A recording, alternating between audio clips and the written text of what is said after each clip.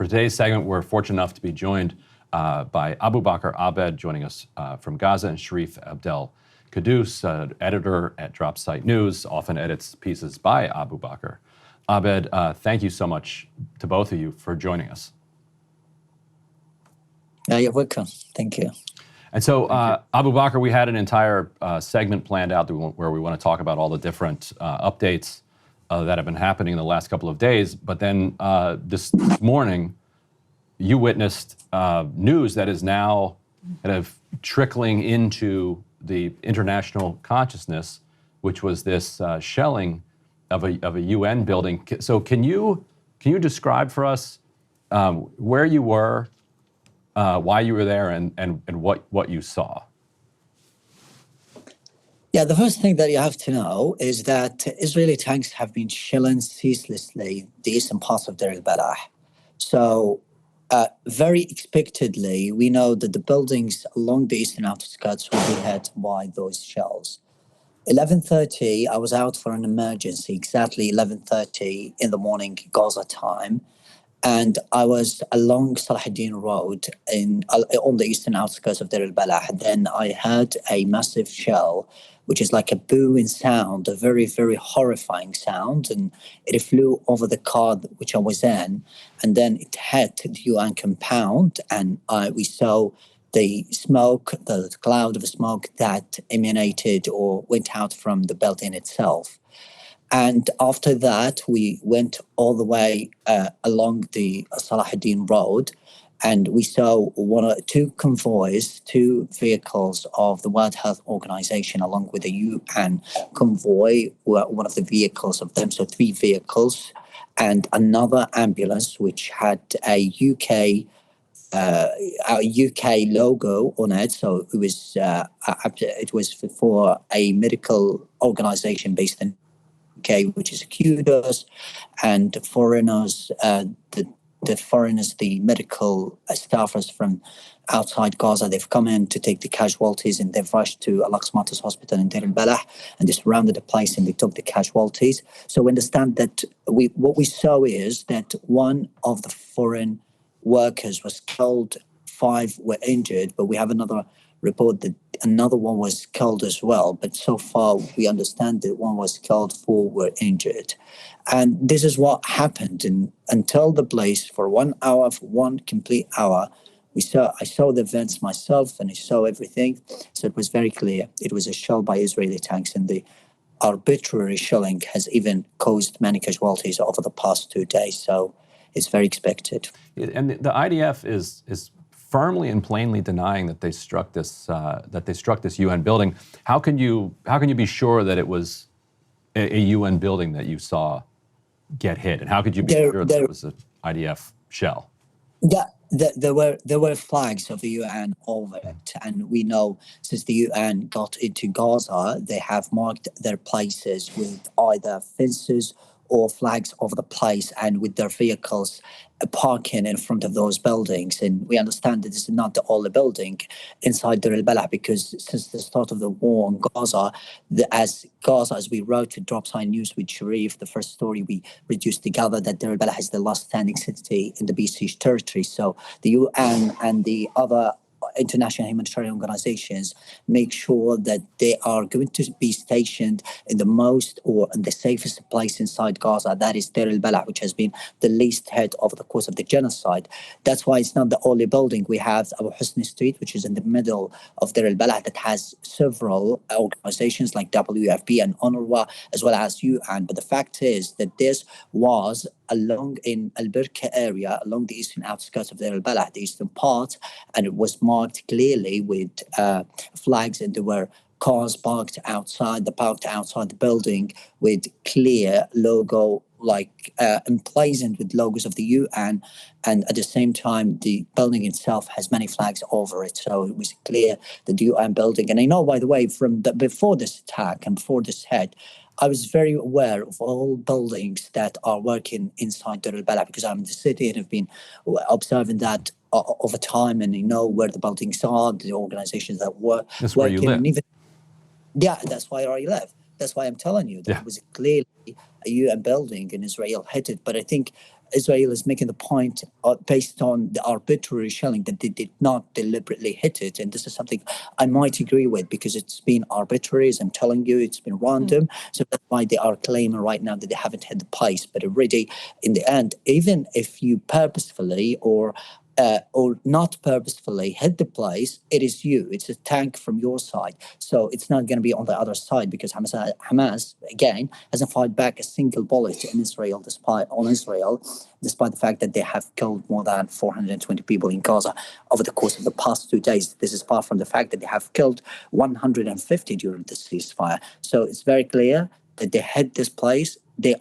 They must be held accountable for it, and they really must. I don't know what they have to do, but of course Israel is responsible for that, and I can make sure that because I was in the place and I saw that myself. So there is no way that this can be debunked at all because I was in the place and I survived it very, very miraculously. And Sharif, what can you tell us about what we're hearing from Israel, what we're hearing from other involved parties? You know, the first-person story there from Abu Bakr is unbelievable, and having that reporting from him. What else do we know about how other people are reacting, or other entities are reacting to what happened? Well, to this story, the news is just coming out so far. The only official statement we have is from the Ministry of Health saying that 1 person was killed and 4 were injured in an attack on what they described as UN facility, and the Israeli military denying that. But we have to say that this comes in context of this renewed genocide within a genocide that began yesterday, with Israel, unleashing one of the deadliest wave of bombardment since this began 17 months ago. The Ministry of Health just put out the latest figures. Over the past 2 days, 430 people have been killed, including over 180 children, which is one of the highest death tolls of children in a single wave of airstrikes ever. And, once again, our timelines were filled with the images of dead children, of dead babies, of families being wiped out, of the wails and shrieks of parents.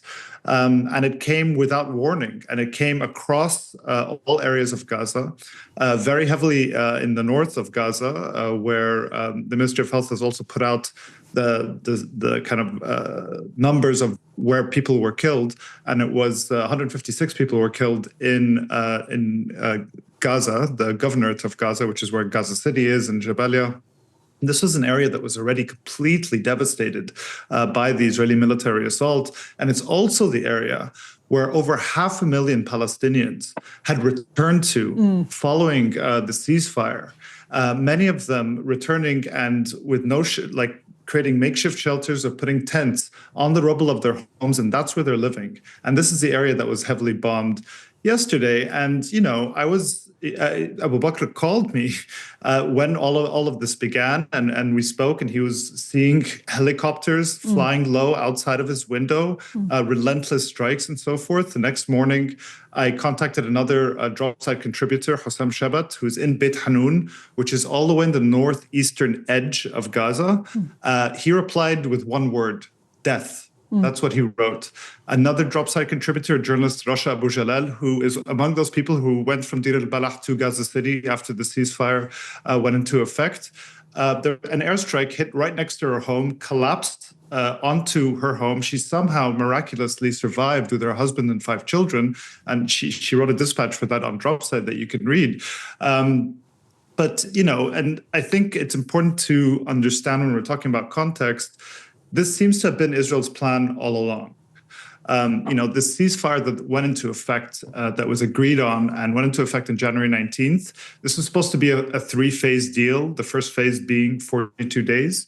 But we know that Israel was really only intending for this to be a phase 1 deal. As Abu Bakr mentioned, we saw them violate the ceasefire nearly every single day since January 19th, killing Palestinians in Gaza on a regular basis. Over 150 have been killed, even before this massive aerial assault on Tuesday morning. They refused to allow in the agreed-upon number of tents into Gaza. They did not allow in a single mobile home, as agreed upon in the deal. They didn't allow bulldozers and other forms of reconstruction equipment. And during all of this, they also refused to hold negotiations on phase 2. And phase 2 the negotiations were supposed to start on February 3rd.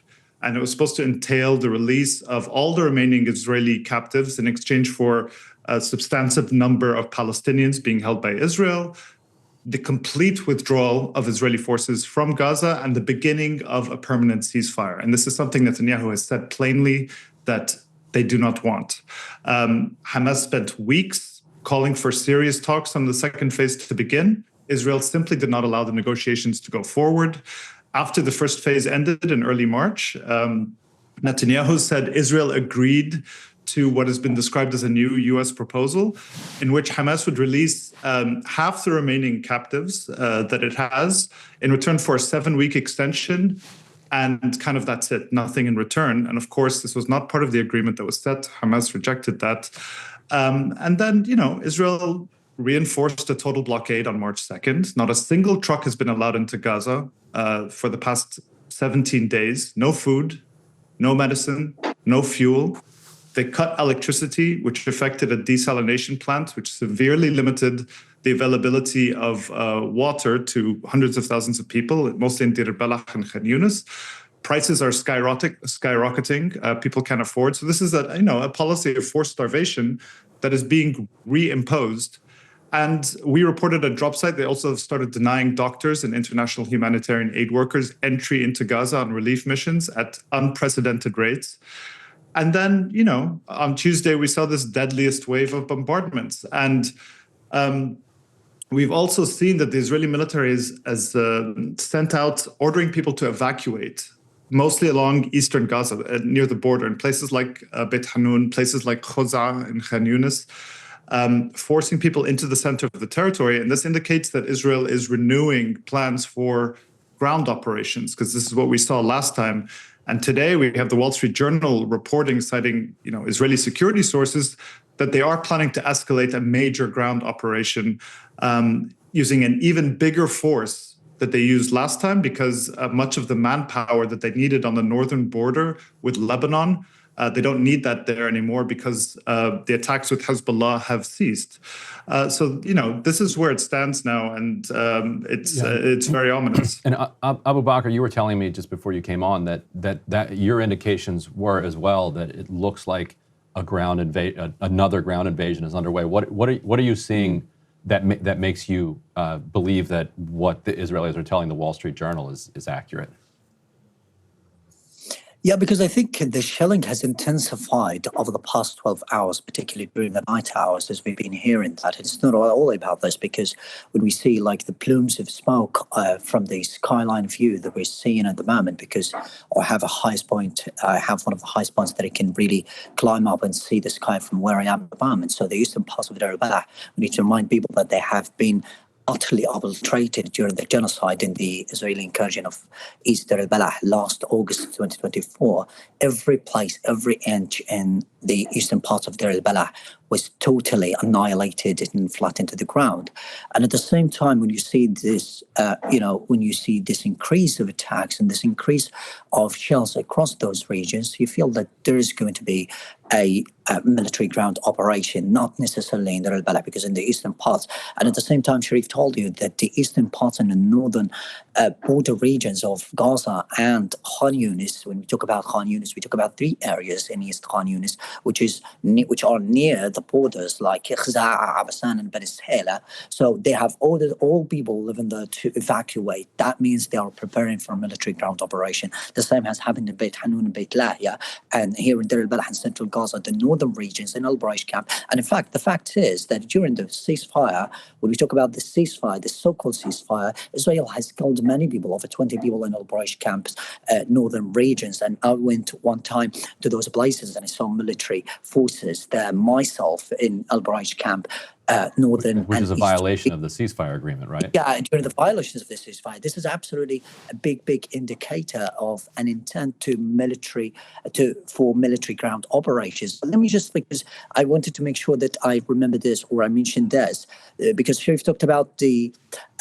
We talked about the incident of attacking a UN convoy. Now, the Israeli military has given approval for the entry of one of the ambulances from outside Gaza, the Egyptian border, to help treat the patients, the foreign patients inside Gaza, and take them outside Gaza for treatment. When the attacks happened, the convoys that were taking children, injured children, women who have been waiting desperately for evacuation, for medical evacuation during the past 15 months, has halted.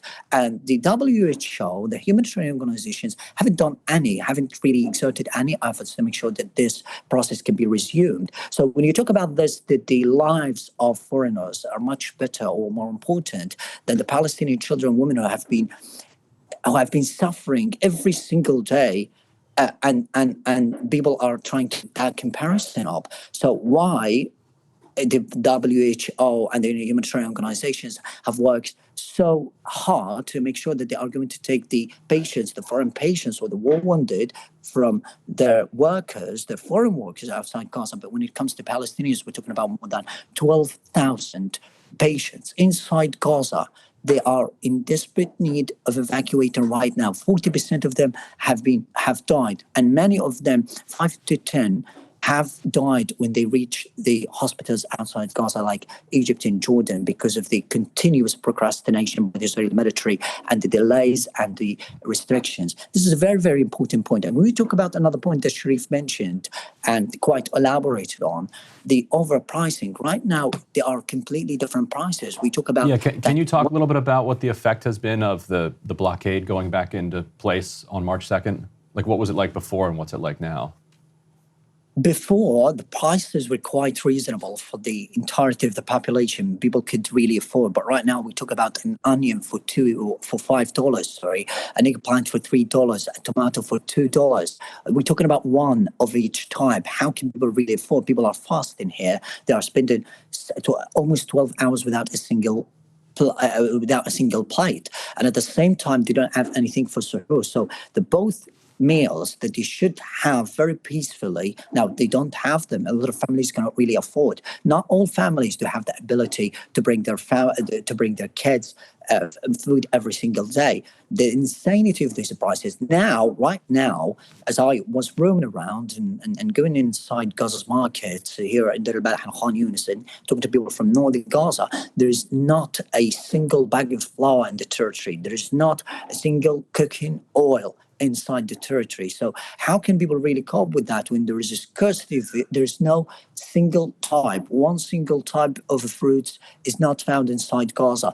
The scarcity of vegetables is insane. We're talking about just very sparse quantities of vegetables like zucchini, like tomatoes, potatoes, and they're not even available. And their prices are extremely exorbitant. Like you talk about one potato for $5. Oh my God, how can people really do that? In the United States, it's not the same thing. I think you can buy a kilo for $5. So if people in the United States cannot really afford that, how can people of Gaza, who 80% of them have lost their work since the genocide started, and they have tried to get back to a sense of normality when the ceasefire started, but now their hopes are dented, their lives are shattered yet again. I know people, one very important point about this, I know people personally that they were searching for their loved ones under the rubble before the start of the series of attacks. They were killed yesterday. So instead retrieving the bodies of their loved ones and their families from under the rubble after they have been there and stuck there under the rubble for months, they are now killed, and they are now both buried in the same graveyard. This barbarity that we're trying to tell you and trying to tell the world is what we need to talk about. There's nothing about Hamas here. There's nothing about the ongoing violations and the ongoing escalation that we are living through. Most of the population here are like, what Israel does want to is destroying Gaza. I drove in northern Gaza. I drove in Khan Yunis, and I drove in central Gaza. What else Israel wants to destroy in Gaza? There is nothing like utter devastation, utter obliteration of every means of life. There are no buildings. People are living the wreckage of their homes. People are trying to salvage the ruins of their homes. What do you want to destroy? Really, what do you want to destroy? What do you want to? Whom do you want to kill? You want to kill the entire population? Do it with a nuclear bomb. That's what people want, because they cannot really take any more seconds of this brutality and this barbarism. It can't really go on like this. But the world has allowed this. The Arab world has allowed this, and the United States. Because I told you, I need to remind you both, Ryan and Emily. We talked about Trump last November. I told you that he's not good. He's not going to He's not going to be good for Palestine. He's not going to do anything. He's not someone who wants to stop wars. He wants to break out wars, and that's what we are seeing right now. And we talk about his plans to ethnically cleanse Gaza. So this is absolutely sheer hypocrisy and sheer barbarism that we haven't seen before. And he's much, much worse than Joe Biden. That's my thought. Sharif, I actually wanted to ask you about that, because as people try to maybe find, or think about where there might be a light at the end of the tunnel, that would turn to politics. And I'm curious what you make about how a potential ground invasion, it sounds like from both of your reporting, and as Ryan mentioned, that does seem to be on the horizon. How does that affect the Trump administration, which Donald Trump has been unorthodox in some ways, criticizing Netanyahu for a, quote, public relations crisis. He's obviously sensitive to seeing, the awful images and stories like Abu Bakr's just there, people being pulled from the rubble and being killed while they're trying to pull their own deceased loved ones from the rubble. At the same time, has Mike Huckabee and Tom Cotton surrounding him. So it's just it's so very hard to predict. But you followed this closely. What could happen, I guess, politically, if Israel does move back into a ground invasion? Well, as you mentioned, Trump is very hard to read. He says things, kind of shoots off the cuff, says, we're going to ethnically cleanse Gaza, and then kind of seems bored about it and doesn't mention it again. It's hard to know where he stands. I think we do have to acknowledge that the initial ceasefire phase that did go into effect, I don't think it would have happened unless Trump was president. He wanted, sometimes he does the right things for the wrong reasons, and he wanted some kind of optics for the day before his inauguration.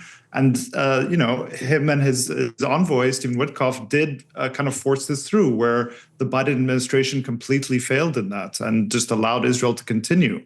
And Witkoff went to Gaza, talked to Hamas. People didn't want him to do that. He's sort of willing to push the envelope, yes, I guess, a little bit more than a conventional Republican. And the U.S. is negotiating directly with Hamas now, although apparently the Biden administration did that briefly as well.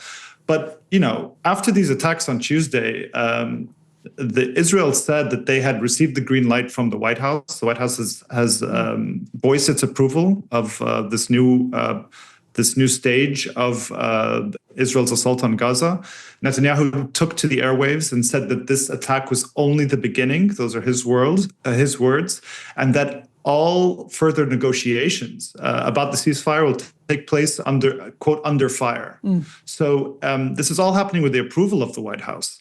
So it does seem that we're entering kind of this new normal phase where Israel is going to attack in these different ways. We may be seeing the beginnings of a major ground operation, and that's where the negotiations are going to be. There isn't going to be, the second stage of a ceasefire, any talk of a permanent halt to the conflict, any talk of permanent withdrawal. As I said, at the same time, Stephen Witkoff, in his comments over these past few weeks, seemed much more reasonable than Antony Blinken was as Secretary of State under the Biden administration. He was saying things that seemed reasonable about Palestinians will be allowed to return to Gaza, that we will get to a permanent ceasefire, that we do need to rebuild. However, none of this, seems to have all broken down.